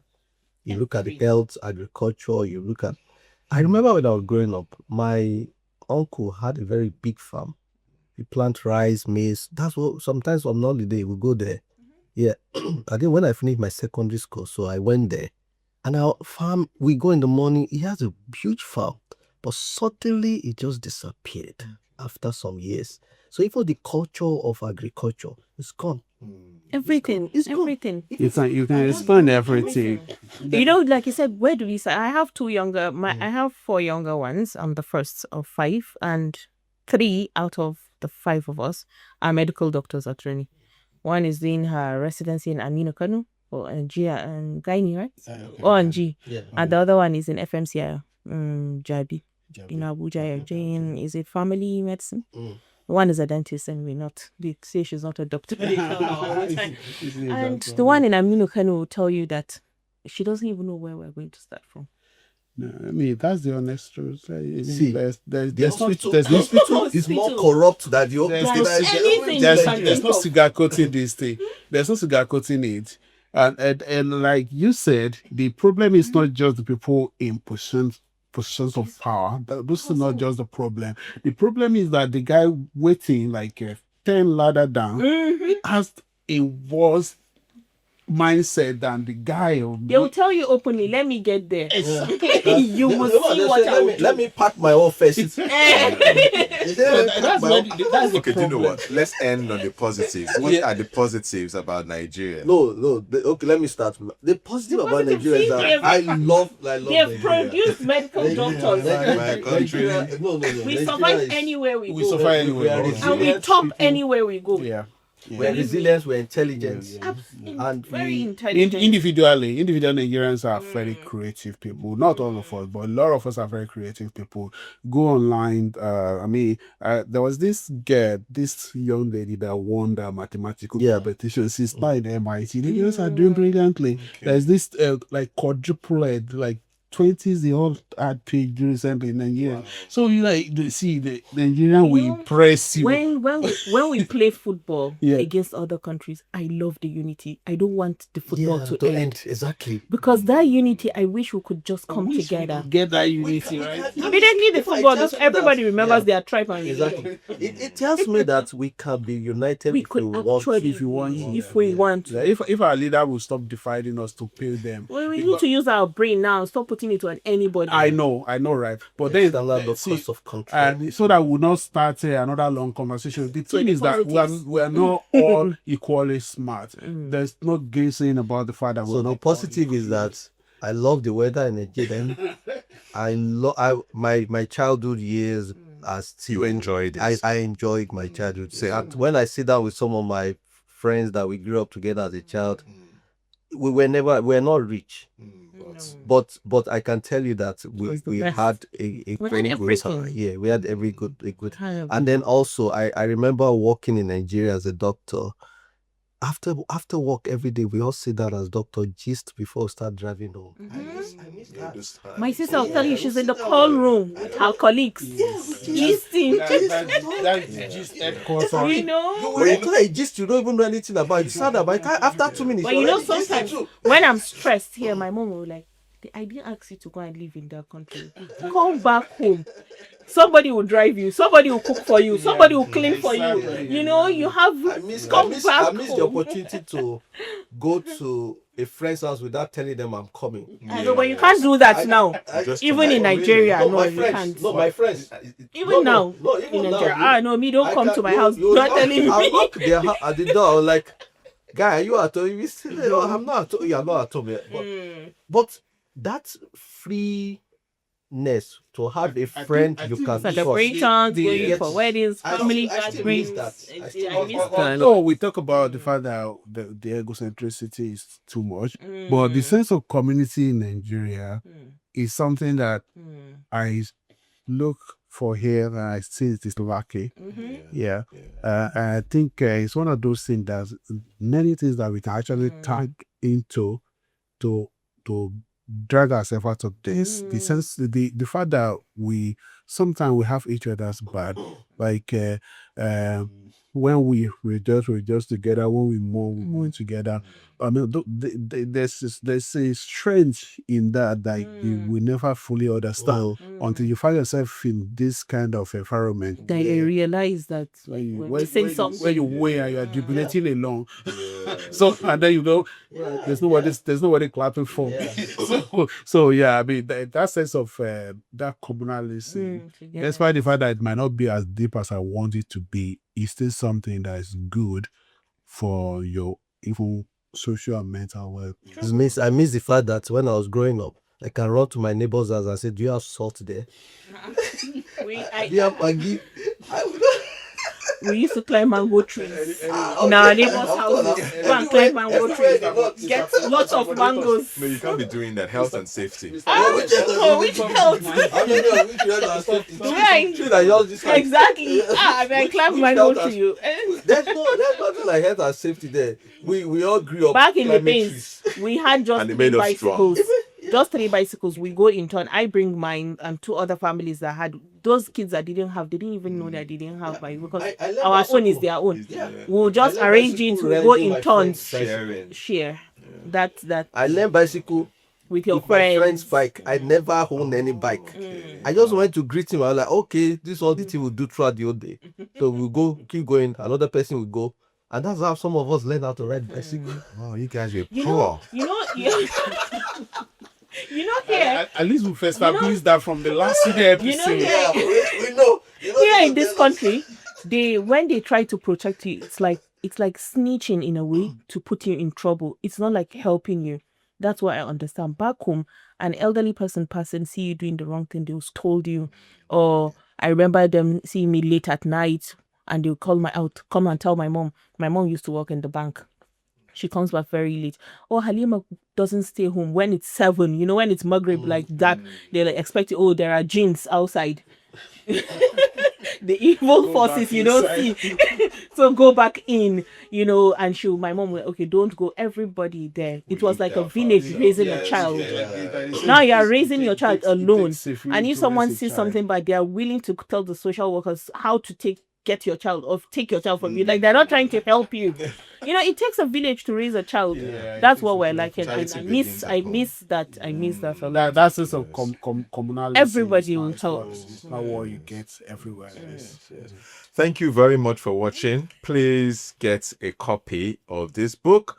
Also, whilst you're on this channel, please do not forget to like, comment, and subscribe. And we look forward to seeing you again some other time.